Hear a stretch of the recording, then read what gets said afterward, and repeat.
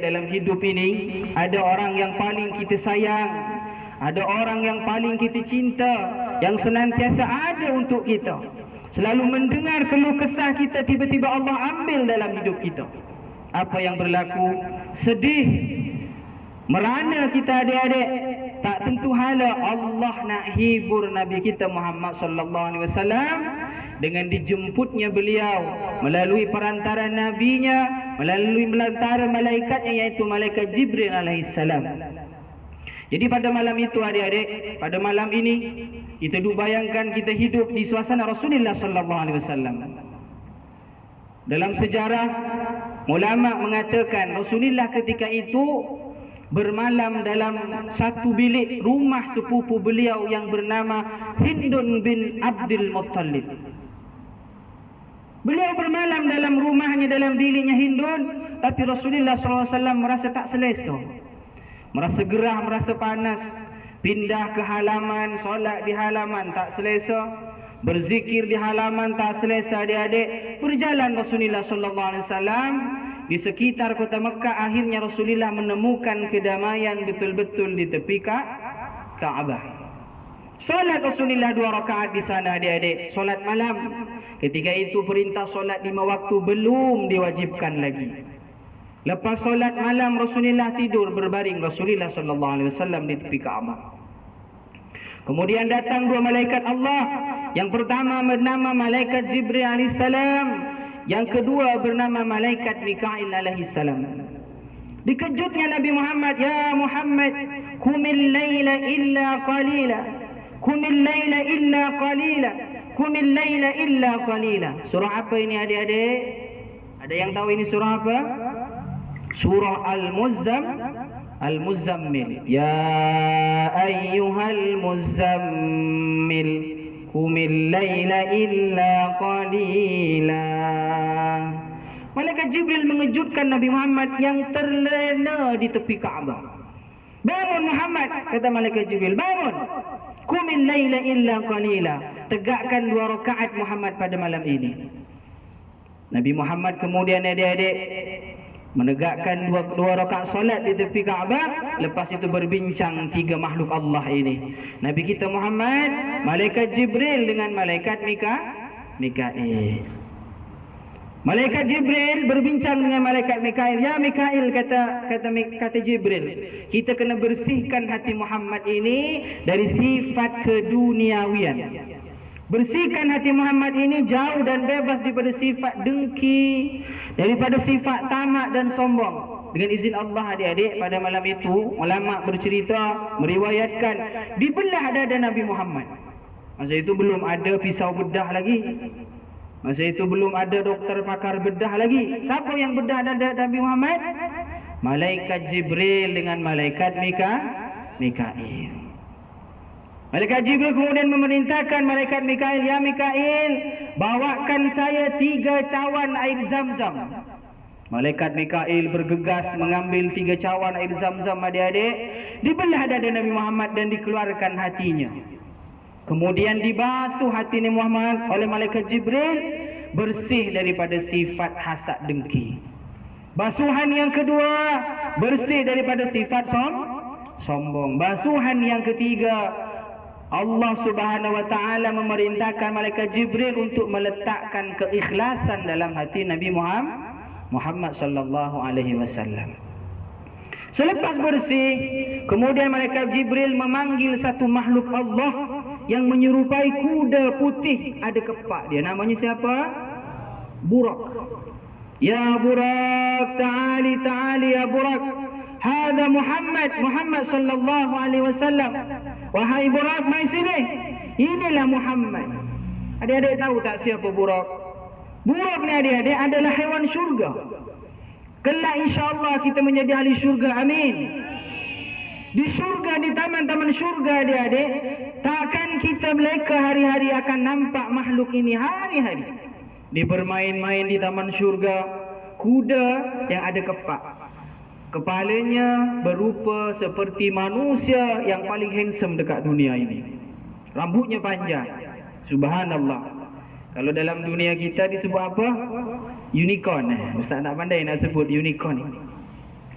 Jadi dipanggil buruk. Satu hari katanya, di syurga ni adik-adik, buruk-buruk yang lain ni minum air, makan, semua seronok. Ada satu buruk disedih duduk bawah pokok, diperhatinya oleh Allah Subhanahu Wa Taala setiap hari. Tiba-tiba Allah berfirman kepada malaikat Jibril, "Ya Jibril, kamu datang dekat seekor buruk bawah pokok tu, apa dia sebetulnya nak? Apa yang dia nak, Jibril?" Ditanya, "Apa kamu berlaku ni buruk? Yang lain duk makan, duk minum, duk bermain, duk terbang kat syurga ni. Kamu duduk je seorang kat sini. Apa berlaku ni? Apa yang terjadi?" Dia menjawab dengan jawaban yang penuh dengan hikmah adik-adik. Dijawab apa? "Ya Jibril alaihissalam, aku semalam duk mendengar bahawa di dunia ini, antara langit dengan bumi ini Jibril, ada satu makhluk Allah yang teragung. Ada satu makhluk Allah yang paling mulia, namanya Muhammad. Aku teringin nak jumpa dia Jibril. Aku teringin nak jumpa Muhammad, wahai Jibril." Rupanya buruk inilah yang dipilih oleh Allah untuk kemudian menjadi tunggangan Nabi Muhammad. Jadi malam itu adik-adik, buruk yang tengah sedih ni lah yang kemudian dijemput oleh Jibril untuk membawa Nabi Muhammad terbang jauh, pindah daripada kota Mekah ke kota Palestin. InsyaAllah. Ahlan wa sahlan ala kudumikum Ustaz Farul, insyaAllah. Okey adik-adik, kita sambung cerita. Sedikit banyak kita nak cerita malam ni, insyaAllah. Boleh Ustaz sambung? Ustaz Farul memang handsome, tak apa, jadi salam bila insyaAllah. Okey. Jadi buruk ni adik-adik dipanggil. Dalam riwayat, buruk ini kecepatan dia adalah secepat kilat, secepat cahaya. Kalau kita ada lampu suluh dekat tempat gelap, kita tekan dia punya butang on off dia, macam mana kecepatan dia punya cahaya. Jadi cepat adik-adik. Kata ulama, di mana mata buruk memandang, dalam hitungan saat dia sampai ke tempat itu. Dalam zaman ini adik-adik, pada zaman kita ni, kenderaan yang paling cepat apa dia? Jet. Ustaz tahu jet lah. Wallahualam kalau ada yang lebih cepat lagi. Jadi buruk 10 kali ganda lagi cepat daripada jet. Sebab apa adik-adik? Perjalanan daripada Mekah ke Palestin, kalau ikut kenderaan, ikut darat, naik unta, naik kuda, ada 3 riwayat. Yang pertama mengatakan jarak tempuh yang mesti ditempuh pada zaman itu adalah 1 bulan. Daripada Mekah ke Palestin naik kuda sebulan. Ada yang mengatakan naik unta 3 bulan. Ada yang mengatakan 6 bulan. Nabi kita Muhammad SAW pindah daripada kota Mekah ke Palestin dalam sekelip mata saja. Siapa yang bawa? Buruk. Kanan kirinya ada 2 malaikat, namanya malaikat Jibril dengan Mikail. Sampai ke tanah Palestin adik-adik, turun Nabi Muhammad betul-betul di batu di mana Nabi Allah Isa alaihissalam dilahirkan oleh Sayyidatuna Maryam alaihissalam, yang sekarang disebutnya Baitul Lahmin. Apa maksudnya Ustaz? Rumah daging. Orang putih sebutnya Bethlehem. Ada yang sebut Yerusalem. Di mana itu Ustaz? Di Palestin, di Masjidil Aqsa. Jadi di dalam, dekat dengan mimbar Masjidil Aqsa, ada satu batu besar. Di situlah Nabi Allah Isa alaihissalam dilahirkan. Jadi singkat cerita, sampai ke dalam masjid, Nabi kita Muhammad SAW solat 2 rakaat. Solat malam. Sebab solat yang 5 waktu belum diwajibkanlah lagi. Siapa jamaahnya Ustaz? Semua para nabi yang pernah hidup di muka bumi. Boleh ke Ustaz? Boleh dengan izin Allah. Jadi bersolat berjamaah Nabi kita Muhammad SAW di dalam Masjidil Aqsa adik-adik. Lepas solat berdoa, Nabi kita Muhammad SAW oleh malaikat Jibril dengan Mikail dengan mengendarai buruk diajak naik ke langit, daripada langit pertama, kedua sampai ke langit yang ketujuh. Sebelum sampai menjumpai Allah Subhanahu wa taala, Nabi kita Muhammad SAW Dipertontonkan kepada beliau yang pertama keadaan umatnya kelak di neraka. Jadi malaikat Jibril bawa Nabi kita Muhammad SAW turun ke neraka. Rupanya di neraka adik-adik keadaan umat Nabi Muhammad SAW ramai yang menjadi penduduk neraka dengan beberapa asbab yang kemudian diceritakan oleh malaikat Jibril. Kemudian naik lagi adik-adik, Nabi kita Muhammad SAW berjumpa dengan seorang nenek bungkuk-bungkuk, tapi bukan nenek yang kita takut, bukan. Ditanya oleh Nabi Muhammad, "Ya Jibril, siapa nenek ni Jibril?" Malaikat Jibril jawab, "Muhammad, inilah dunia Muhammad." Maksudnya apa? Pada peristiwa Isra wa Mi'raj Nabi 1400 tahun yang lepas, keadaan dunia, umur dunia sungguh dah sangat tua adik-adik.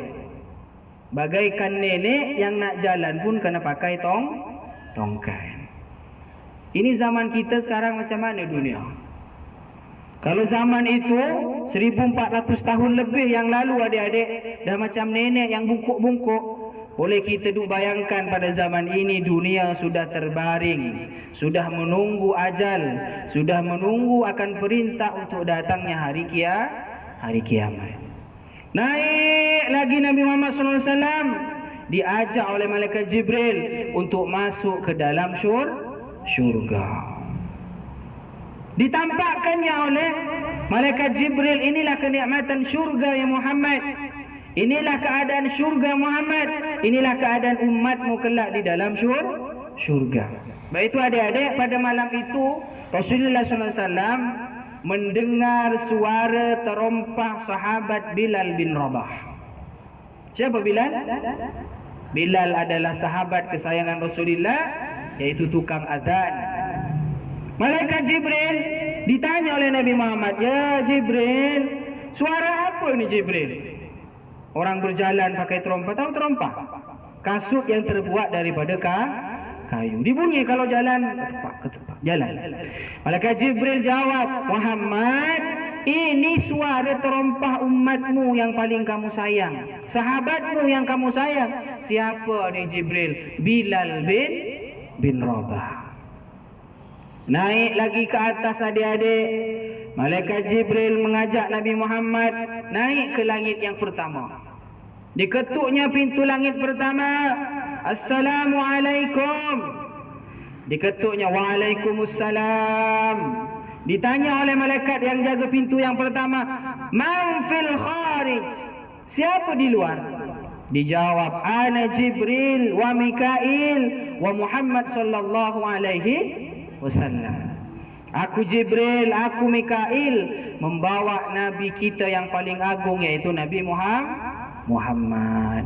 Dibuka selepas pintu yang pertama, Nabi kita Muhammad SAW berjumpa dengan bapa kita yang pertama. Siapa dia?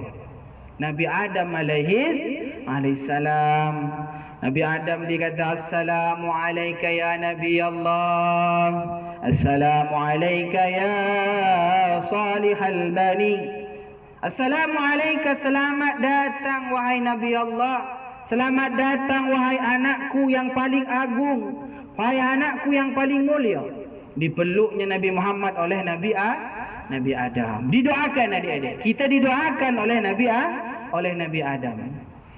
Allahumma arham ummata Muhammad. Dia kata, apa maksudnya? Ya Allah, rahmatilah umatnya Nabi Muhammad. Kita cakap apa? Amin. Didoakan 3 kali. Allahumma arham ummata Muhammad. Amin. Allahumma arham ummata Muhammad. Amin. Ditanya oleh Nabi Adam, bagaimana keadaan dunia Muhammad? Wahai Nabi Adam, dunia sekarang sudah tua. Itu zaman Nabi Muhammad 1400 tahun lebih yang lepas. Naik lagi ke langit yang kedua. Assalamualaikum. Waalaikumsalam. Siapa di luar? Saya Jibril, saya Mikail, bawa Muhammad. Dibuka, berjumpa dengan Nabi Idris. Kenal Nabi Idris. Siapa Nabi Idris adik-adik? Nabi yang kedua. Nabi Idris adalah seorang Nabi yang memperkenalkan dunia jahit menjahit dalam dunia ini. Jahit baju, jahit seluar. Itu Nabi Idris. Yang pada satu cerita, Nabi Idris pernah diajak ke syurga oleh malaikat Jibril. Pandai Nabi Idris. Dah sampai ke syurga, tahu kenikmatan syurga. Akhirnya adik-adik seliparnya disorok di bawah pokok dalam syurga. Maknanya apa? Nabi Idris tak mau kembali ke alam dunia. Jadi pada masa itu adik-adik naik pada langit yang kedua, Nabi kita Muhammad SAW berjumpa Nabi Idris. Naik lagi di langit yang keenam. Kita singkatkan cerita, Nabi Muhammad berjumpa dengan Nabi Allah Musa alaihis salam. Kemudian selepas langit yang keenam nak masuk ke langit yang ketujuh, Nabi Muhammad berjumpa dengan Nabi Ibrahim alaihis salam. Singkat cerita adik-adik, selepas langit yang ketujuh, yang asalnya Jibril dengan Mikail ada dekat tepi kanan dan kirinya, duk cakap dengan Nabi kita Muhammad sallallahu alaihi wasallam. Ya Muhammad, sampai sini kami Muhammad duk hantar kamu. Kenapa kata Nabi Muhammad? Kenapa tak ikut kamu dua? Tak boleh Muhammad. Kalau kami duk jumpa Allah buka ni pintu langit yang ketujuh, di atasnya ada satu pokok bernama Sidratul Muntaha. Pokok dari semua ilmu yang ada di dunia ini. Dia kata apa? Kalau aku lajak sikit je Muhammad, maka tubuhku ni, tubuh saya ni Muhammad, Jibril dengan Mikail akan terbakar adik-adik. Sebab apa? Tak mampu untuk melihat, menengok zat Allah. Jadi Nabi Muhammad masuk lewat pintu yang ketujuh. Subhanallah adik-adik. Assalamualaikum warahmatullahi wabarakatuh, insyaAllah. Terima kasih. Nabi Muhammad berjumpa dengan Allah selepas langit yang ketujuh, sorang-sorang. Nabi Muhammad sujud tak berhenti adik-adik. Sujud dalam keadaan yang lama. Sebab malu nak jumpa siapa? Nak jumpa Allah. Dalam keadaan yang lama Nabi kita Muhammad SAW bersujud menghadap Allah. Allah berfirman, ya Muhammad irfa ra'saka ya Muhammad, angkat kamu punya kepala Muhammad. Dia malu nak jumpa Allah adik-adik. Kenapa? Sebab Allah adalah Tuhan semesta alam. Kemudian Allah panggil salam. Allah panggil salam dulu pada Nabi Muhammad. Betapa agungnya Nabi kita Muhammad. Apa salam Allah? Assalamu alayka ayyuhan Nabi wa rahmatullahi wa barakatuh. Hafal tak?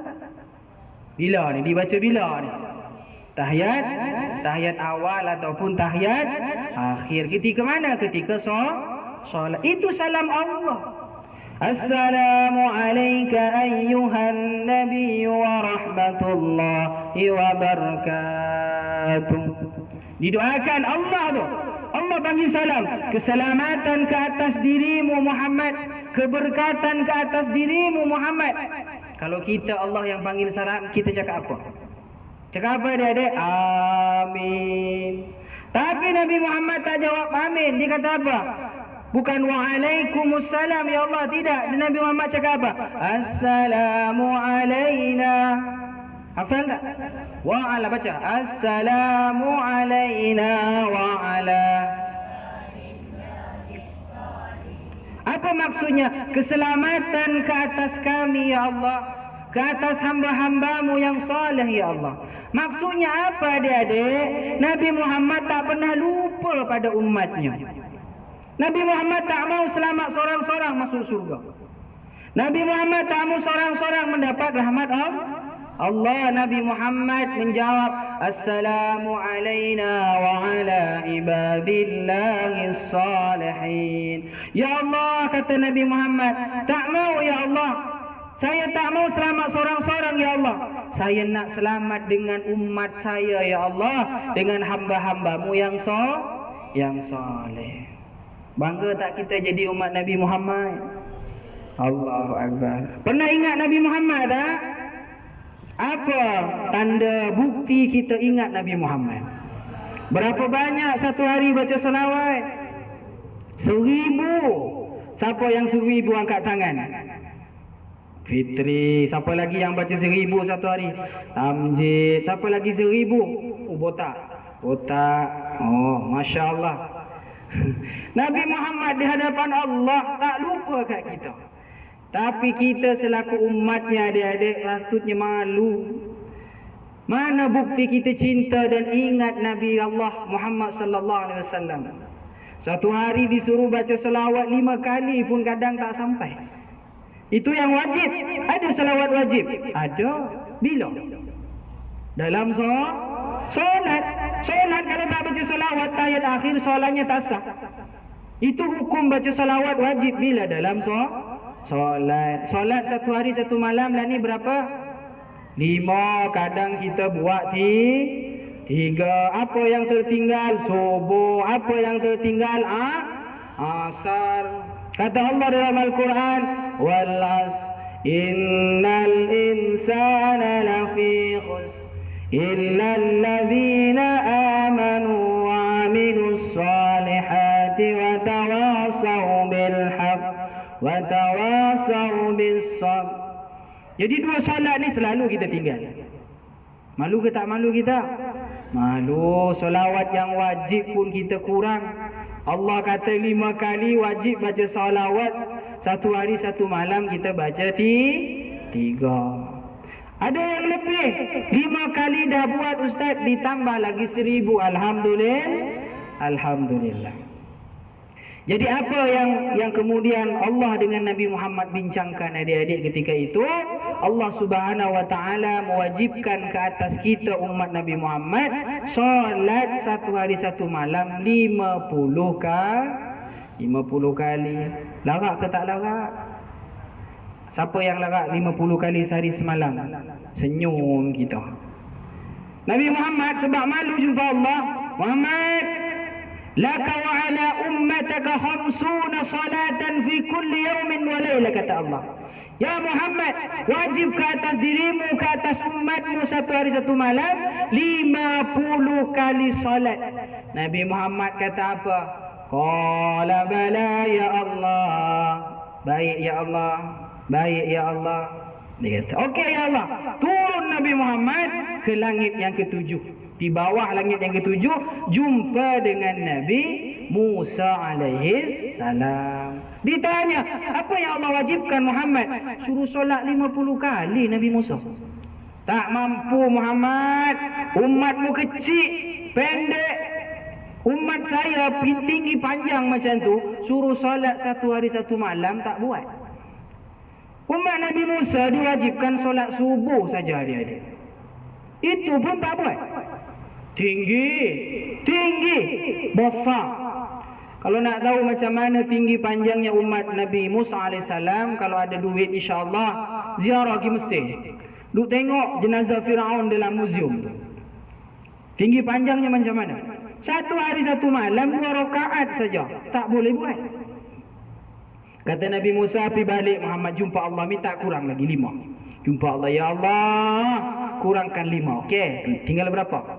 45. Kurang lagi. Last tinggal berapa? 5. Nabi Musa marah lagi. Balik Muhammad, tak mampu. Kata Nabi Muhammad, oh tak nak Nabi Musa, malu dah jumpa Allah saya ni. Biarlah. Biar umat saya duk buat satu hari satu malam ini 5 kali. Jadi apa sebetulnya pesanan daripada cerita ini adik-adik? Yang pertama Ustaz simpulkan, tidak ada seorang Nabi di antara 25 Nabi dan Rasul yang wajib kita ketahui dan imani yang pernah dijemput untuk jumpa Allah secara langsung kecuali Nabi kita Muhammad sallallahu alaihi wasallam. Apa hikmahnya daripada Isra wa Mi'rajin Nabi? Yang pertama adalah kita diperkenalkan disebabkan peristiwa Isra wa Mi'rajin Nabi akan wajibnya melaksanakan solat 5 kali sehari semalam. Ada apa dalam solat? Ingat kata Rasulullah sallallahu alaihi wasallam, As-salatu imaduddin, faman aqamaha faqad aqamad-din, wa man hadamaha faqad hadamad-din. Solat itu tiang agama. Siapa yang menjaga dan menunaikan solatnya, dia telah menegakkan agama dia. Siapa-siapa yang meninggalkan solat dia, dia sudah merobohkan, menghancurkan agama dia. Dalam satu hadis Rasulullah kemudian juga bersabda, adik-adik, aqrabu ma bainal 'abdi wa rabbih fa huwa sajidun. Paling dekatnya seorang hamba dengan Tuhannya adalah ketika dalam keadaan sujud. Jadi kalau dalam keadaan sujud tengah solat, banyak minta ke Allah, nangis kepada Allah. Kata Sayyidina Ali rahmatullah alaih, manusia paling kuat dekat dunia ni adalah ia yang ketika diuji oleh Allah, sebelum bercerita kepada sesama manusia, dia bercerita terlebih dahulu kepada Allah. Kata Allah dalam Al-Quran, wasta'inu bis-sabri was-salam. Minta tolonglah kamu kepada Allah dengan sabar dan dengan solat. Kalau kita ada masalah, cerita kat siapa, adik-adik? Dah. Ini Ustaz sebut Allah tadi. Selalunya cerita pada siapa kalau ada masalah? Ustaz. Kalau yang ada telefon letak dekat status. Dia kata apa? Geramlah dengan pak cik tadi tu. Betul ke tidak? Betul. Ada masalah dengan mak wah, putus dengan mak wah, letak kat mana? Status. Kalau tak status WhatsApp, letak status Instagram. Betul? Padahal kata Sayyidina Ali rahmatullah alaih, manusia paling kuat adalah ia yang ketika ditimpa musibah, dia bercerita terlebih dahulu kepada Allah subhanahu wa ta'ala. Termasuklah Ustaz Hasan. Kadang kita ni adik-adik manusia biasa, tak boleh nak kawal, geram sangat dengan satu individu tu, letak kat status. Padahal salah caranya. Kata Allah, wasta'inu bis-sabri was-salah. Ketika ada masalah, minta tolong kepada siapa? Allah. Mengadu kepada siapa? Allah. Adik-adik dengar sini, Allah ni punya sifat cemburu kepada hambanya melebihi kita sebagai makhluknya. Allah ni sifat dia cemburu, adik-adik. Cemburu kalau kita mencintai makhluknya melebihi cinta kita kepada dia. Tapi cara Allah cemburu, rindu kepada kita, cara dia tak sama dengan makhluknya. Kalau makhluk ni cemburu, tak puas hati, dengki dengan sesama, apa dia buat? Sekurang-kurangnya kalau dekat asrama sini, buang selipar sebelah, betul? Buang selipar sebelah. Cemburu tu. Dia dapat selipar baru semalam Ustaz Hasan beli. Esok pagi hilang sebelah.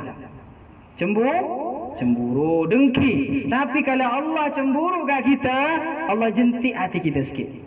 Allah bagi menangis sikit, Allah uji dengan masalah, akhirnya kita banyak menyebut nama Allah. Dia kata apa? Kita ada musibah, ya Allah, kenapa lah musibah ni? Ya Allah, kenapa saya? Ya Allah, sampai bila? Ya Allah, ya Allah, ya Allah. Sebetulnya Allah cemburu dan rindu kepada kita. Ingat kata Allah, ala bidzikrillahi tatma'innul qulub. Ingatlah bahwa dengan banyak menyebut nama Allah, hati kita akan tenang. Ada satu amalan yang Rasulullah SAW kongsikan pada malam Isra' wa Mi'rajin Nabi SAW, adik-adik, bahawa ketika Rasulullah datang ke syurga, ada satu golongan ni, kata malaikat Jibril, Muhammad, tengok umatmu Muhammad. Satu golongan umatmu Muhammad. Apa yang berlaku, adik-adik? Satu golongan umat Nabi Muhammad tu, adik-adik, duduk dalam satu tempat yang sangat mewah dan tak pernah terkena panasnya matahari. Ditanya, siapakah mereka wahai Jibril? Merekalah ya Muhammad yang lisannya tak pernah kering, selalu basah menyebut dan membaca salawat ke atas dirimu Muhammad sallallahu alaihi wasallam. Jadi pesanan Ustaz, adik-adik, insya-Allah yang terakhir, lagi 2 minit kita nak isyak. Apa yang patut kita ambil hikmah daripada peristiwa Isra' wa Mi'rajin Nabi SAW ini adalah yang pertama, kuatkan lagi keimanan kita, dengan cara khusyuk dan menjaga solat kita. Yang kedua adalah memperbanyakkan diri kita berzikir kepada Allah, menyebut nama Allah, menyebut nama Rasulullah sallallahu alaihi wasallam. Okay, insya-Allah itu saja sedikit singkat daripada sejarah ataupun cerita daripada peristiwa Isra wa Mi'rajin Nabi sallallahu alaihi wasallam. Semoga walaupun sedikit akan ada manfaat, dijadikan sebagai pegangan, diamalkan dan menjadi asbab hidayah, asbab kebaikan untuk semakin dekat kepada Allah Subhanahu wa taala. Amin. Kita akan baca doa insya-Allah. أعوذ بالله من الشيطان الرجيم بسم الله الرحمن الرحيم الحمد لله رب العالمين حمدا يوافي نعمه ويكافئ مزيده يا ربنا لك الحمد كما ينبغي لجلال وجهك وعظيم سلطانك لا إله إلا أنت والصلاة والسلام على سيدنا تنجنا بها من جميع الأحوال والآفات وتقضي لنا يا الله بها جميع الحاجات وتنفعنا بها عندك أعلى الدرجات وتبلغنا بها أقصى الغايات في الحياة وبعد الممات اللهم اغفر لهم وارحمهم وعافيهم واعف عنهم اللهم اغفر لهم وارحمهم وعافيهم واعف عنهم اللهم اغفر لهم وارحمهم وعافيهم واعف عنهم اللهم نقهم من خطاياهم كما ينقى الثوب الأبيض من الدنس اللهم ابدلهم دارا خيرا من دارهم وأهلا خيرا من أهلهم وزوجا خيرا من زوجهم اللهم اجعل قبرهم روضة من رياض الجنة ولا تجعل قبرهم حفرة من حفر النيران اللهم اختم لنا بحسن الخاتمة ولا تختم علينا يا الله بسوء الخاتمة اللهم أحينا بالإيمان وأمتنا بالإيمان واحشرنا بالإيمان ودخلنا الجنة مع الإيمان يا ولي يا حميد يا مبدع يا معيد يا رحيم يا ودود أغننا بحلالك عن حرامك وبطاعتك عن معصيتك وبفضلك عمن سواك اللهم يا أول الأولين يا آخر الآخرين يا قاضي الحاجات يا رحيم المساكين يا أرحم الراحمين اللهم إنا نسألك سلامة في الدين وعافية في الجسد وبركة في الرزق وزيادة في العلم وتوبة قبل الموت ورحمة عند الموت ومغفرة بعد الموت اللهم هون علينا في سكرات الموت والنجاة من النار والعفو عند الحساب اللهم لك الحمد وإليك المشتكى وأنت المستعان ولا حول ولا قوة إلا بالله العلي العظيم اللهم بارك لنا في رجب والشعبان وبلغنا رمضان اللهم بارك لنا في رجب والشعبان وبلغنا رمضان اللهم بارك لنا في رجب والشعبان وبلغنا رمضان اللهم إنا نستودعك ونستغفرك أدياننا وأنفسنا وأموالنا وتلامذنا وتلميذاتنا وكل شيء أعطيتنا يا الله ربنا آتنا في الدنيا حسنة وفي الآخرة حسنة وقنا عذاب النار وصلى الله على سيدنا محمد وعلى آله وصحبه وسلم سبحان ربك رب العزة عما يصفون وسلام على المرسلين والحمد لله رب العالمين تقبل الله منكم. Yang batal wudu ambil wudu.